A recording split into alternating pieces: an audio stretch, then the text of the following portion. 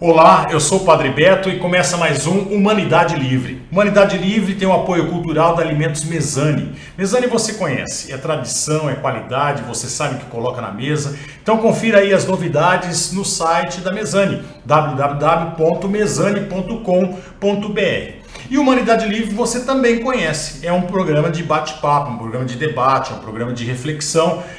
Você pode participar, você entra na minha página agora, Padre Beto Bauru, curte a página, segue a página e aí você lança a sua pergunta, o seu questionamento, enfim, você participa lançando um tema para discussão. E a gente vai comentando conforme a gente vai lendo aqui a participação do pessoal, né? E se você quiser conferir os programas anteriores, é só entrar na minha página, Padre Beto Bauru, ou na página da TVC Bauru no Facebook, ou nos nossos canais no YouTube, Padre Beto ou TVC Bauru.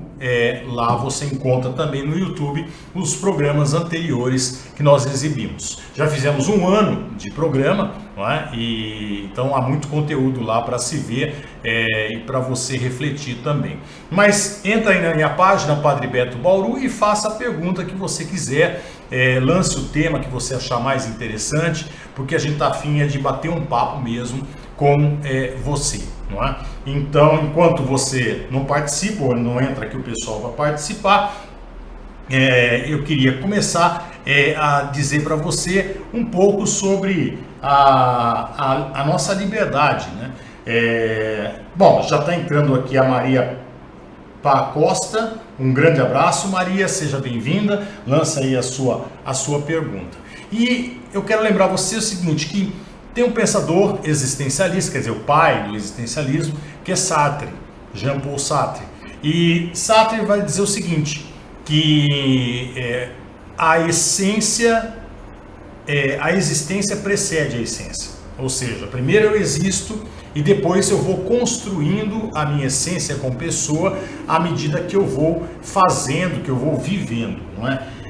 Ana Luzia Tonelli, boa noite.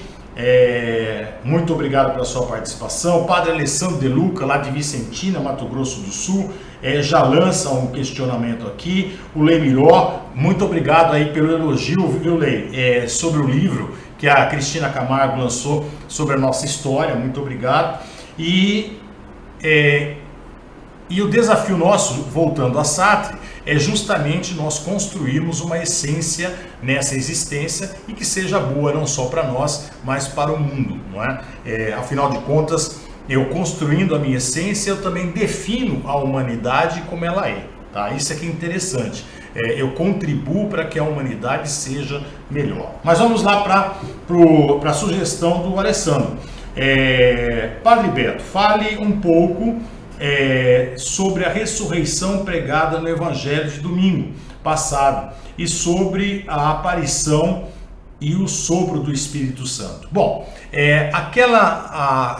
aquele trecho do Evangelho de São João é um trecho fictício, tá? Não é um trecho que narra uma cena histórica, não é? O Evangelho de João está muito distante do fato Jesus Cristo. Ele foi escrito lá pela década de 90, mais ou menos, então ele está muito distante do fato.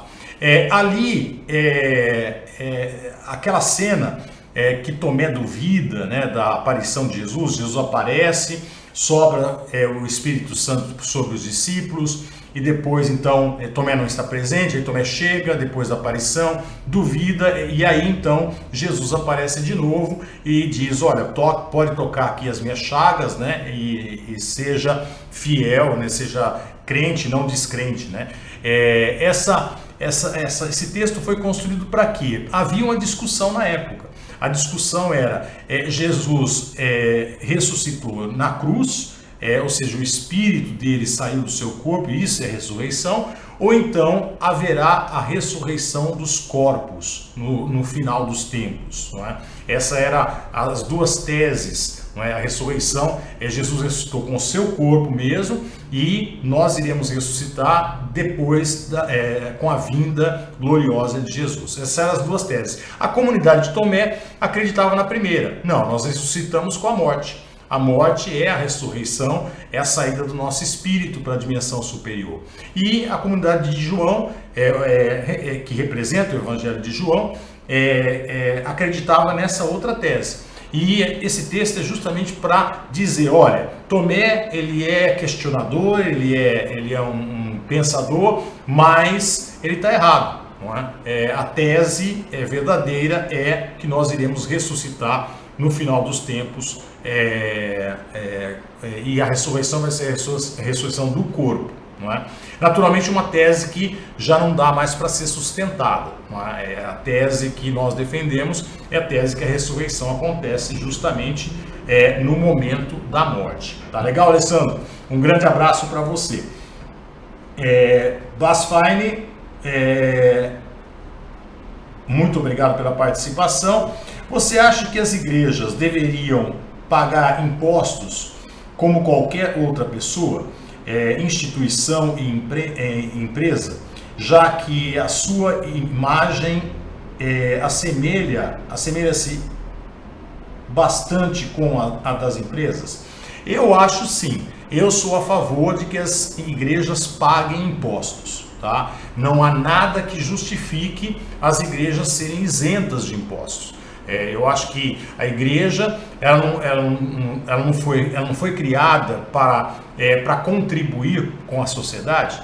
Então, se ela arrecada dinheiro, ela tem que contribuir com a sociedade também, materialmente. Ela pode contribuir com a humanização da sociedade através da pregação que é feita, não é? Através da participação das pessoas em comunidade, mas ela tem uma obrigação também, já que ela arrecada dos seus fiéis, ela tem a obrigação de pagar os impostos ao Estado, para que o Estado reverta esses impostos para o bem comum.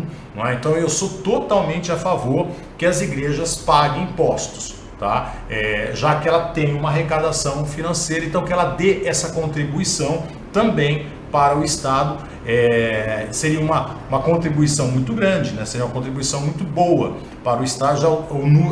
Veja o número de igrejas que nós temos no país. Não é? Então seria uma arrecadação muito boa. Então eu sou totalmente a favor de que as igrejas paguem o imposto. Tá?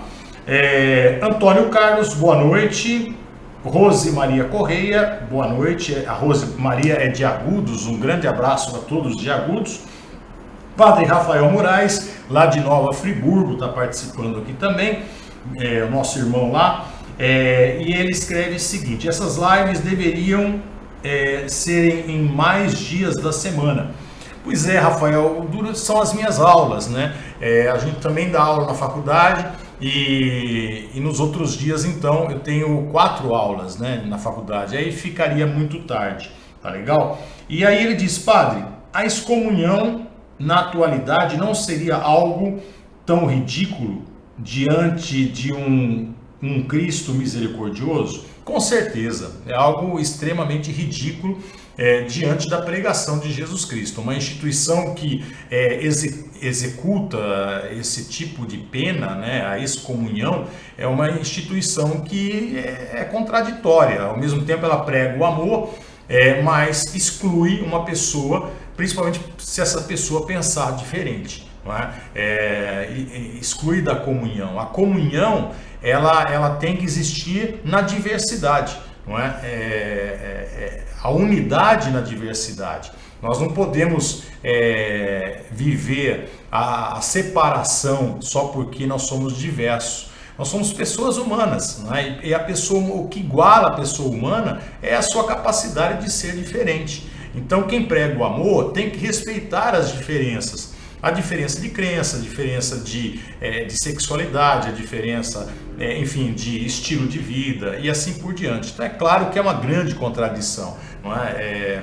E é claro uma grande fantasia, porque eu, por exemplo, como uma pessoa que foi excomungada da Igreja Católica, não me sinto distante de Deus, eu me sinto muito próximo de Deus, eu estou na comunhão com Deus, né? Então isso é totalmente absurdo, não é? Antônio Carlos é de Bocaina. Antônio Carlos, um grande abraço. Linda cidade de Bocaina, viu? Visitem Bocaina, quem puder, um dia visite a Bocaina, porque vale a pena, não é? O Roberto Santos também se faz presente, boa noite. Laureano Pelegrim, boa noite, seja muito bem-vindo. Qual é o seu posicionamento diante das aparições marianas aprovadas pela Igreja Católica? Você acredita que a Virgem Maria pode aparecer e transmitir uma mensagem autoritativa ao mundo e que, portanto, seja vinculante? Olha, Laureano, eu não acredito nas aparições. Eu vou acreditar numa aparição de Nossa Senhora quando Nossa Senhora disser claramente, em bom tom, vocês, seres humanos, estão vivendo erradamente. Vocês, seres humanos, precisam viver numa sociedade igualitária, numa sociedade justa. Quando Nossa Senhora aparecer no Brasil e dizer assim, olha gente, vocês não podem ser corruptos, vocês precisam destinar o dinheiro do imposto para uma boa educação dos jovens. Vocês não podem ter pobreza entre vocês. Vocês não podem ter uma discrepância tão grande de classes sociais. O ideal seria ter uma sociedade sem classes sociais. O dia que Nossa Senhora pregar isso, olha, vocês são cristãos e, portanto, precisam se amar uns aos outros. E amar significa buscar uma sociedade com justiça social, uma sociedade onde não tenha desigualdades, onde não tem escola particular para alguns e escola pública para a maioria, onde só tenha escola pública e escola pública de excelência. Uma sociedade não pode pagar os professores do jeito que está pagando. Uma escola tem que ser um lugar bom para os jovens ficarem, tem que ser período integral. Olha, o Sistema Único de Saúde tem que funcionar, senão vocês não estão amando o próximo. Não é?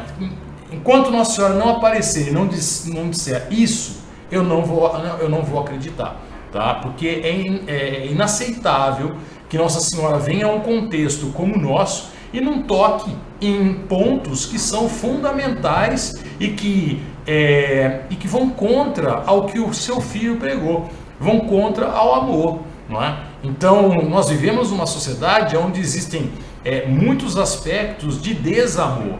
Então, enquanto Nossa Senhora não tocar nesses aspectos cruciais que fazem com que pessoas morram, com que pessoas sejam feridas, que pessoas não tenham perspectivas de vida, eu não posso acreditar numa aparição de Nossa Senhora. Tá legal, Laureano? Um grande abraço para você. Esther Branco, um grande abraço, tá aqui participando com a gente. Elza Ângelo da Costa Parim também. Otávio Farias, lá de Três Lagoas, não é? Padre Beto, muito obrigado pelo elogio. Fala um pouco, se possível, sobre corpo, alma e espírito. As igrejas, de modo geral, falam vamos rezar pelas almas. É correto pensar assim? Olha, eu vou passar uma visão que eu tenho, tá? Que é a visão que nós somos sim, nós somos corpo, alma e espírito. Agora, o que é alma? Alma, do latim, vem da palavra anima, não é? Que deu origem também à palavra animado, desanimado, não é? Animação. E a alma é o que? A alma é a energia que nós temos do corpo. A alma que deixa o nosso corpo animado ou desanimado. Não é? Então, nesse sentido, não somente nós, seres humanos, temos alma, mas todos os seres vivos têm alma. Então, uma planta tem alma, quer dizer, uma planta tem energia, um animal tem alma, ele tem energia, e assim por diante. Não é? A gata que eu tenho em casa, que é a Sofia, ela tem energia. Não é? Agora, nós, seres humanos, temos espírito. E o que é o espírito? O espírito é a nossa consciência, é a nossa identidade como pessoa humana. Não é?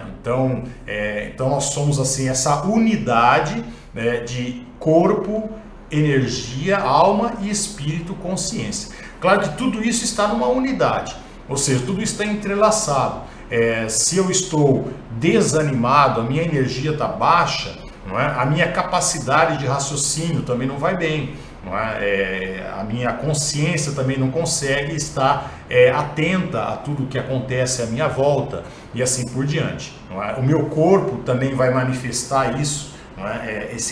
Através do cansaço. Não é? Então, agora, se eu estou animado, minha energia está boa, não é? Então a minha consciência também, o meu eu, ele também tem uma vitalidade maior, não é? Então está tudo entrelaçado. Agora, quem deixa o corpo depois da morte?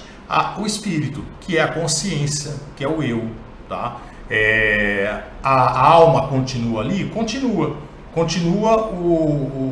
a energia do corpo, não é? Tanto é que esse corpo vai se transformar, esse corpo vai entrar num estado de putrefação, e isso é energia também, vai dar origem a vermes, isso é energia, não é? Então a alma continua ali, da pessoa. Agora o espírito não, o espírito ele deixa o corpo, ele já não está mais ali.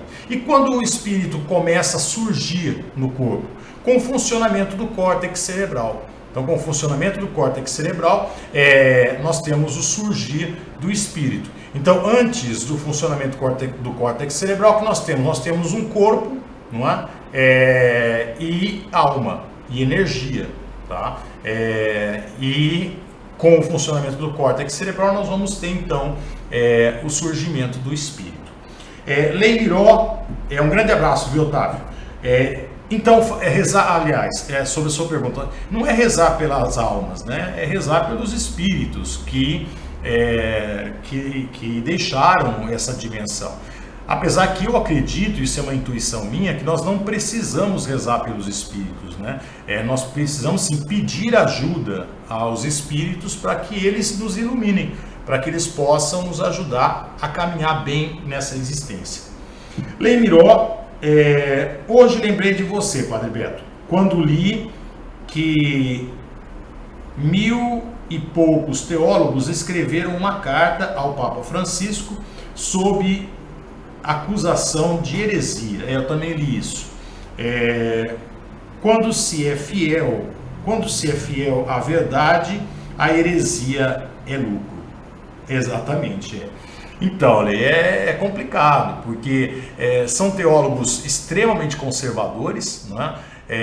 E que enxergam em pronunciamentos que são extremamente racionais e lúcidos, né, do Papa Francisco, heresia. Não é? Porque eles querem o quê? A volta do rito tridentino, a volta de uma igreja católica que seja super tradicional, e o Papa Francisco não está sinalizando isso. Apesar que também o Francisco não está conseguindo fazer mudanças, não é? Então eu não vi nenhuma mudança concreta na Igreja Católica. Imagine se ele fizesse, né?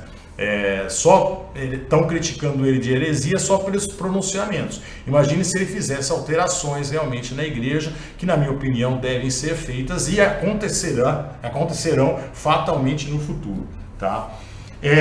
Hermes Silva, boa noite. Poderia falar sobre a confissão dos fiéis ao padre? Posso falar sim. Olha, a confissão dos fiéis ao padre foi uma criação da igreja para o controle dos fiéis, tá? Então, há duas formas de você controlar as pessoas, né? Primeiro, criando, nomeando pecados, principalmente se for pecados sexuais, tá? Por quê? Porque eu sei que o ser humano é um ser sexuado e ele tem um desejo sexual muito forte. Tá? Então, se eu coloco a sexualidade como pecado, se eu demonizo a sexualidade, e aí se eu coloco desde a masturbação até o uso de anticoncepcional como pecado, enfim, eu levo o ser humano a estar numa situação de pecado, fatalmente, porque o ser humano ele vai acabar, ele não consegue viver de forma casta, tá? Isso é praticamente impossível. Não é? Então, pronto, eu estabeleço um sistema de controle sobre ele. Não é? E aí eu crio a confissão, que bom, se você vai errar, você é humano, você erra, você é pecador, então agora para você se redimir dos pecados, você precisa confessar. E aí você vai ter a absolvição dos pecados. Então é só através do padre. E aí o padre é aquele que vai ouvir o pecado de todo mundo e que vai saber dos podres, entre aspas, de todo mundo. Não é? Na verdade, não são podres, são questões humanas, muitas vezes, que são da natureza humana. Não é? Um adolescente que vai se confessar porque se masturbou é uma grande de uma bobagem, não é? Porque ele não pecou, ele está vivendo a sua sexualidade, deveria estar vivendo a sua sexualidade de uma forma prazerosa, né? Feliz porque ele é saudável, não é? Mas a igreja criou um pecado aqui, né? Ou seja, estabeleceu isso como pecado. Pronto, aí o adolescente vai confessar, e aí o padre já fica sabendo da vida íntima do adolescente, como ele vai saber da vida íntima de outras pessoas também, e aí ele tem todas essas pessoas nas mãos. Então, a confissão é um sistema de controle do sacerdote sobre os fiéis, é um exercer de poder sobre eles. Não é? Então, por isso que eu não sou a favor da confissão. Tá? Você deve se confessar com Deus. Deus ouve você. Tá? Primeiro você deve entender o que é um pecado. O pecado é um ato de desamor. Então, a partir do momento que você não ama, a partir do momento que você comete atos de desamor com o seu próximo, com a vida e com a natureza, então você está em pecado. Tá? Então aí se você se arrepende realmente disso, então você vai a uma igreja ou na sua casa mesmo, você pede perdão a Deus e com certeza, se você está arrependido de coração, Deus está te perdoando. Tá? Tem pessoas que vão à confissão e não estão arrependidas do que fez, não é? E vão receber a absolvição do padre. Não é? Então, isso não é o que conta. O que conta realmente é o que está aqui dentro do coração. E Deus olha o teu coração. Tá? Então, a partir do momento que você tem consciência de que você errou e você se arrepende disso, não é? Então Deus está perdoando você através disso. E aí eu tenho que ter consciência de pedir perdão a Deus e aí entender a minha humanidade e não voltar a ter atos de desamor. E aí me transformar numa pessoa melhor. O que eu não posso é ficar com esse arrependimento no coração ou na consciência. Eu tenho que desmanchar esse arrependimento. Deus me perdoou porque Deus é amor e porque eu me arrependi, então papo encerrado. Nada de ficar se torturando também eternamente. Por quê? Porque a gente é humano e a gente erra mesmo. O importante é a gente não cometer os mesmos erros e não cometer outros erros também. Muito bem, espero que tenha respondido. Luciano Alves, não é do Luciano Alves, esse aqui é do M. Silva. Um grande abraço para você, tá? Luciano Alves, você explicou sobre a ressurreição. Você compartilha de reflexão feita por Andrés Torres Queiruga, de que a ressurreição se dá na fé do crente e não um fato real? Não, eu não compartilho, não. Eu acho que é um fato real, tá? Essa é a minha intuição, que é um fato real. Primeiro que a ressurreição, também não compartilho da questão de que eu só vou ressuscitar se eu tiver fé em Deus, tá? Eu posso não ter fé em Deus e eu vou ressuscitar. Por quê? A ressurreição é um processo da vida. A vida não ela não acaba com a morte, não é? Ela não termina com a morte, não é? Porque eu acho muito ilógico nós sermos seres racionais, entendemos a vida, compreendemos o que é bem, compreendemos o que é mal, procurarmos evoluir aqui e tudo mais, e com a morte a gente acaba, né? Bom, se a gente acabar com a morte, eu vou continuar sendo Padre Beto, eu vou continuar procurando contribuir para que o mundo evolua e seja um mundo melhor. Mas a minha intuição diz que a vida continua, de que o espírito ele continua, não é? Eu deixo esse plano aqui, essa existência, e eu passo para um plano superior, não é? Essa é a intuição que eu tenho, tá? Eli Anderson Silva, boa noite. O que o senhor achou da carta de teólogos e padres acusando o Papa de ser herege? Eu acho que é uma reação da igreja ultraconservadora, não é? Que não tolera a presença de um Papa que tem posturas assim moderadas. Ele não tem posturas extremamente progressistas, não é? E também ele não fez nenhuma alteração concreta na Igreja Católica, não é? Então eu acho uma reação exagerada e mais uma reação, acredito eu, normal de padres, teólogos ultraconservadores, né, que ficam assustados quando vem a atitude de um Papa, a questão de não deixar o pessoal beijar o seu anel, a sua mão, enfim, e outras posturas também mais abertas, um pouco mais abertas em relação aos homossexuais, em relação à segunda união, que não são posturas tão liberais assim não é? Deveria ser muito mais, tá? Então acho que é uma reação dessa igreja ultraconservadora que não deixa a igreja avançar. Otávio Farias, em sua opinião, existe reencarnação? Olha, Otávio, eu não tenho uma ideia pré-concebida disso não tenho assim nenhuma evidência, tá? Acho alguns pontos esquisitos na ideia da reencarnação, tá? Mas isso pode ser a minha limitação intelectual, devido à minha limitação intelectual, mas eu acho que de repente, se eu reencarno porque eu quero, né, porque eu vou pagar alguma coisa, então meu pai não foi meu pai estava representando um papel na minha vida e eu na vida dele, também estou representando um papel, na verdade eu não sou filho dele, na verdade só sou filho dele nessa reencarnação, a minha mãe também não, quer dizer, parece então que a gente está num laboratório, né, num grande teatro, né, e essa ideia não me agrada muito não, né. Então eu acredito numa evolução nossa, mas não acredito na volta, né, no retorno nosso a essa existência. Agora, isso pode ser limitação da minha intelectual minha, né, ou uma grande ignorância minha, mas eu não vejo, não tenho essa intuição de que eu tive vidas passadas ou coisa parecida, isso não consigo ter não, tá? Bom, um grande abraço a todos vocês, muito obrigado pela participação, espero que eu não tenha sido muito rápido nas minhas colocações, né? A gente procura equilibrar aqui o tempo, não é? Porque nós somos limitados aqui pelo tempo, mas eu agradeço a participação de vocês e quero esperar vocês no próximo programa. O próximo programa é quinta-feira que vem, às 22 horas, então participem, divulguem esse programa Humanidade Livre para que outras pessoas possam participar também. Eu desejo a todos uma ótima semana, fiquem com Deus e até o próximo Humanidade Livre.